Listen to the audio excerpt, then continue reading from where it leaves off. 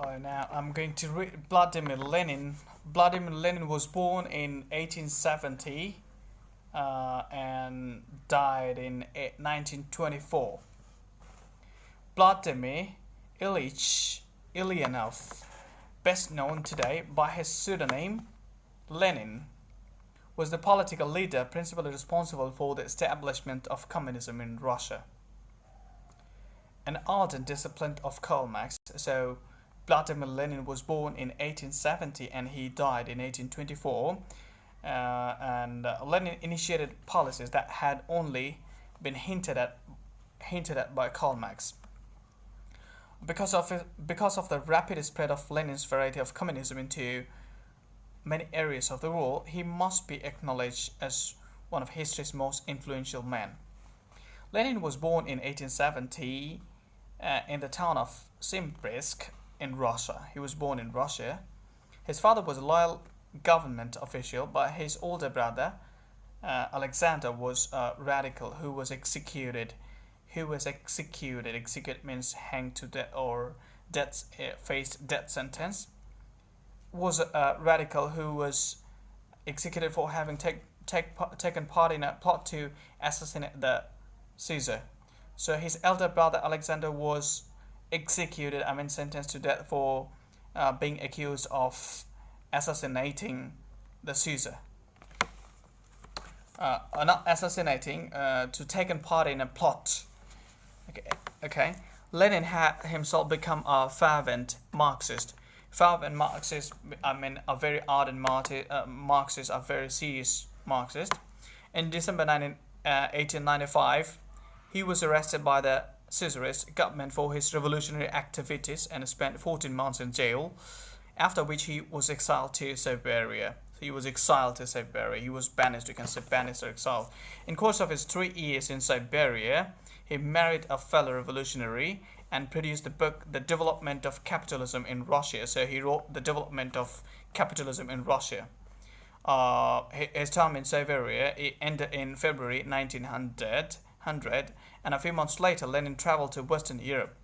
He spent the next 17 years there, working as a professional revolutionary. When the Russian Socialist Democratic Workers' Party, to which he belonged, split into two factions, Lenin became the leader of the larger faction, the Bolsheviks. So he took side of the Bolshevik faction. World War I presented Lenin with his great opportunity. The war was a military and economic disaster for Russia. I'm talking about the First World War, and it greatly increased dissatisfaction with the entire Czarist system. The Czarist government was overthrown in March 1917. So the Bolshevik Revolution took place in 1917. So the Czarist government was overthrown in March 1917, and for a while it seemed that Russia might be governed by a democratic regime. Upon learning of Caesar's downfall, Lenin immediately returned to Russia. When he got there, he was perceptive enough to see that the democratic parties, though they had already established a provisional government, had no great power, and that there was an excellent opportunity for the well-disciplined Communist Party to seize control, despite its small number. He therefore urged the Bolsheviks to work for the immediate overthrow of provisional government and its replacement by a communist one. An attempted uprising in July was unsuccessful, and Lenin had to go into hiding. A second attempt in November 1917, so the 1917 July crisis took place in 1917, Bolshevik Revolution took place and succeeded, and Lenin became the new head of the state. So after the Bolshevik Revolution, Lenin became the head of the state. So at the age of 47, he became the head of the state. As a government leader, Lenin was ruthless, merciless, cruel.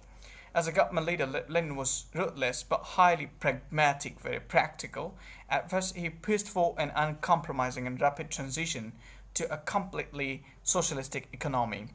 When he did this did not work out, he was flexible enough to reverse himself and to to insinuate a mixed capitalist social economy which continued in the Soviet Union for several years. So this is the part one of Lenin. In the later section, I will read the part two for Lenin. So in the part one, remember the time where he was born, the time, and which party, what kind of political belief he belonged to, and he was exiled, and he followed Marx. Okay, he wrote a book. Remember that. Try to recollect the name of the book. And during the World War One, especially in 1917, he became July crisis took place, and he became the leader of Russia at that time.